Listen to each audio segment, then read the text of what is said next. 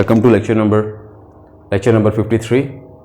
Today we will study the disadvantages of having low power factor. We already know that power factor in a given load, suppose this is a circuit where this source is driving this load and this load is being driven through a line which has some resistance and an inductance.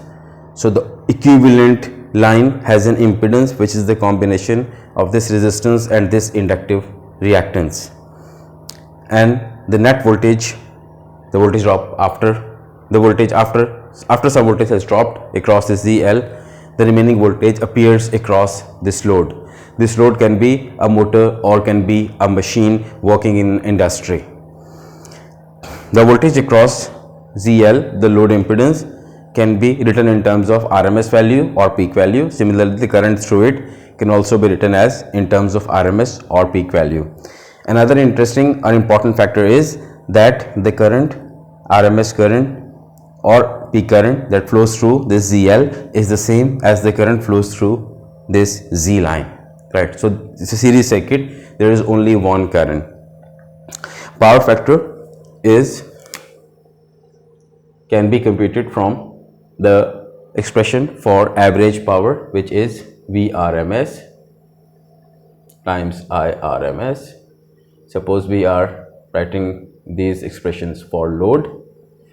We load RMS, I load RMS times cosecant of theta V minus theta I. This cosecant of theta V minus theta I can also be written as power factor. This we have studied in last couple of lectures. Or power factor can be written as the power absorbed in load divided by the voltage, RMS value of voltage across it, and the RMS value of current flowing through it.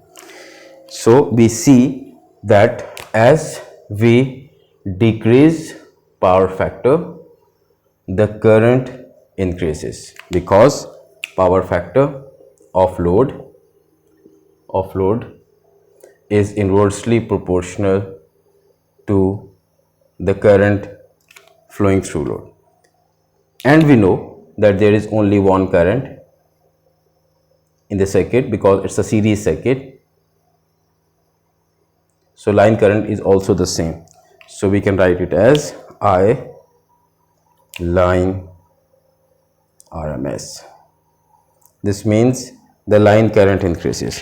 What is the disadvantage if we have increased line current? If power factor decreases, line current increases. So having slower power factor gives the supplying agency a disadvantage. What is the disadvantage? In this circuit, we see there is this Z line. Z line is composed of resistor and inductor. The voltage, if the current increases, the voltage drop across this ZL also increases, and the net voltage we get across ZL is decreased. Secondly, we know that power dissipated in a resistor is I squared times R. We have studied this in a couple of lectures before. So if we have increased I, so the power dissipation here in the line resistor is large. If we have large I, there will be a large amount of power dissipation, and this power dissipation in the line that is used to carry this voltage to the load, this power dissipation is unwanted. We want it to be zero. This is an unwanted power absorption, power dissipation. So we want to avoid this unwanted power dissipation. So we need to keep IL smaller. And we see that to drive the same load with the same power, if we have smaller power factor, the line current would be increased and will deliver the same power to the load. So we are delivering the same power to the load at a cost of increased line current. But if we somehow reduce this line current, somehow increase the value of power factor, this line current would be decreased. There are ways we can do. Most industrial loads are lagging power factor. They are composed of machines, machineries, and they are mostly inductors. Therefore, most industrial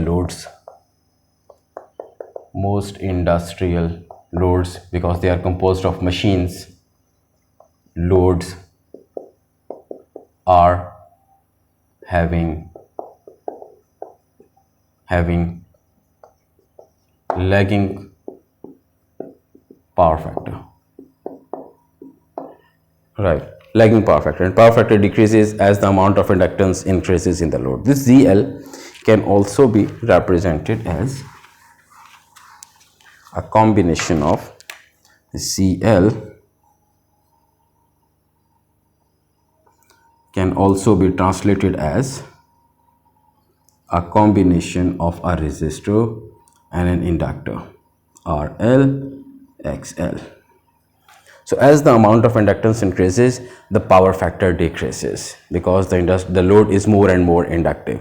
So there are ways we can improve the power factor to a value closer to 1. We know, we have already studied that power factor is from 0 to 1. So when it is decreased, this means it is going towards 0. So we have studied that power factor is between 0 and 1. So to improve power factor of load, we need a capacitor. What would a capacitor do?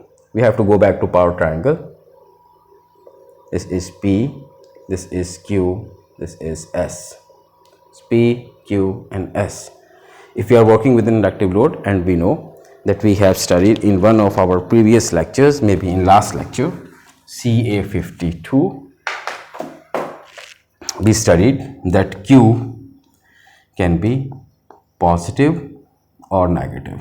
For inductive loads, it's positive, and for capacitive loads, this is negative. So this Q is positive if we have an inductive load. What if we want to decrease this Q? In decreasing this Q, if we have this Q instead of this large Q, if we have this smaller Q, suppose we have this theta, we call it theta old, and now if we have this Q, this reduced Q, we'll have another theta, and that will be theta nu. So which of the two thetas is smaller? Of course, theta nu is smaller. Theta nu is smaller than theta old, and we know that cos of this quantity, cosecant of this quantity is the power factor. So this will have a larger power factor, this will have a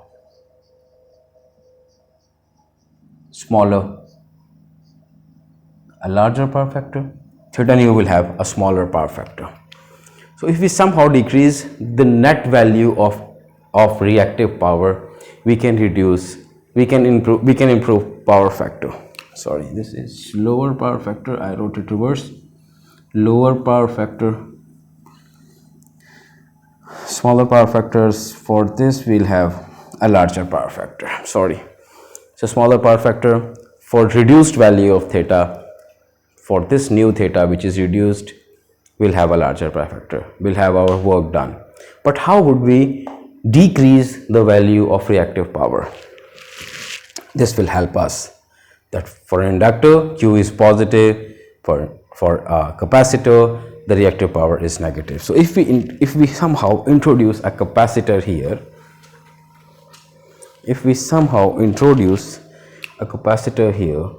that will introduce a Q capacitor, and that will be negative, whereas the Q of inductor is positive. So now we'll have a negative Q, and if we add these two vectors together, this vector is going upward, this Q capacitor vector is going downwards, and we know from elementary classes that if we add two vectors, they are in opposite direction, we subtract them and we'll keep the direction of the vector that is larger in the magnitude. Of course, Q inductor is larger in the magnitude, Q capacitor is smaller, so the net Q would be net Q.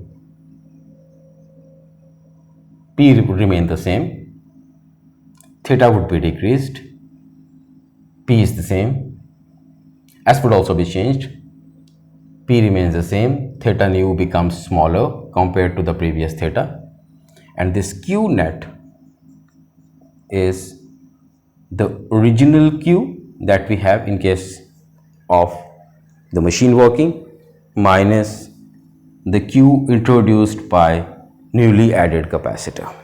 Right. In our next lecture, we will study some important formulas,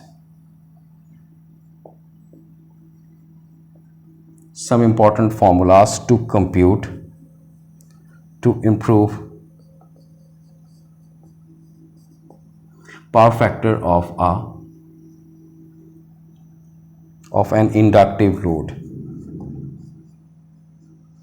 We'll study some important formulas that we can use to improve power factor of an inductive load, and we'll try to make it closer to 1.